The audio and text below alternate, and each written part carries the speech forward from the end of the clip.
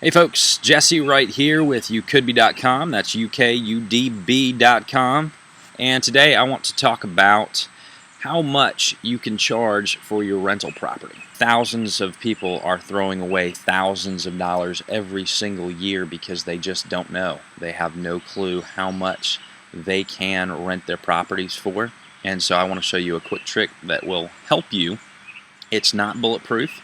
But it should give you a rough idea of what things are going for in the area and what you can do to boost your profit for your rental property. So one quick thing I will say beforehand, the time to find out how much you can rent a property for is before you buy the property. Of course, if you already own something, then it's a little too late for that, but you should be doing a rental analysis.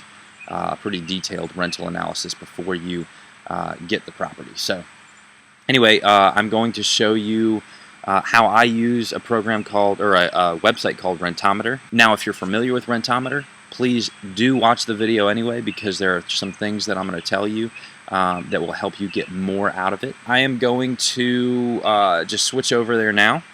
I'm going to just punch in the address of a property that's near a rental property of a friend of mine. So here's the thing, this property owner, they currently rent their property out for $995 a month, and I've told them before that they're just charging way too little, but they're just going with the $995 a month. So this is what I'm going to show you here. You click Analyze My Rental, and again, this is rentometer.com, or some people will say Rentometer.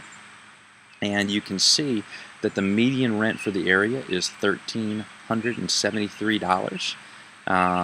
And you can see here, they're on the super low rent. You'll notice right here it says your rent seems to be a great deal unless your apartment is in poor condition or has fewer amenities than most. Then you're doing really well. So, and then if you scroll down right here, you can see a map, and they have all these different listings. You can see these folks over here. They're renting their property for $1,700 a month. The little star, of course, is the address that I typed into the search box, and then all these yellow properties. So you see they're charging $1,300.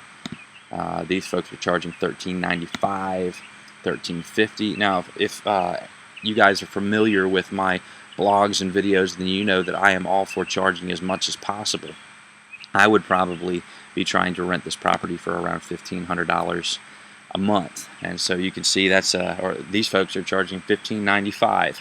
But even if it was just $500 more at $1,500 a month, that's $6,000 a year extra that these folks could be making. I'm going to show you an area that's closer to one of the properties that I own, and I want to do this just so I can show you kind of a comparable here. For those of you, again, that are familiar with what I do, you'll know that I am big on purchasing fringe properties. And what that is, of course, is it's those properties that are on the fringe, the area in between a very nice area and a not so nice area, because you can charge the same amount of rent as you could in the nicer area, but you also get the greater the lower upfront cost when you purchase the property, because the property value is lower. So this is a house near one of my rentals, and I charge $854 for my rental. And as you can see, the median rent is $700. The average rent is $689. So Rentometer tells me that I'm charging quite a bit higher than what I should be. Now,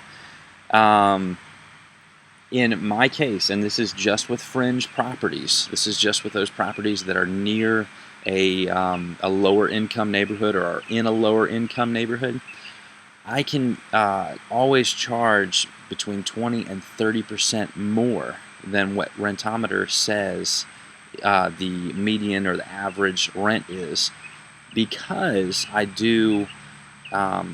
fix my properties up in such a way that they're not a luxury home. I don't put a lot of money into them, but what I do is I make them functional and clean. And in neighborhoods such as this, that is more than what most people expect. Most people expect to have to put a lot of work into cleaning up the property before they even move in, or when they move in, they expect to have to clean it up quite a bit. They expect their landlord not to answer their phone and not to make the same quality of repairs that I myself would make. So I'll tell you that I never had a problem charging 20 to 30% higher than the median rent according to Rentometer. And I do own quite a few properties, and all of them are fringe properties. And I believe that, again, the reason is that my properties are clean and functional. I don't have granite countertops in any of my homes. I just put laminate wood flooring down in all of my homes again, so they're not. It's not a super, it's not luxury. It's just functional and clean.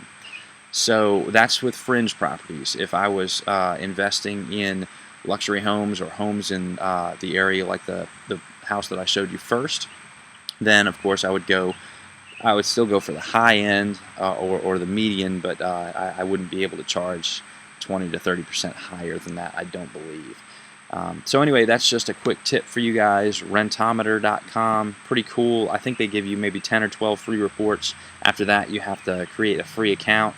You'll get another 10 or 12 free, and then of course they're going to try and get you to try their pro version, but I don't think that, for most of us, we'll never have to do that. So I hope that was helpful.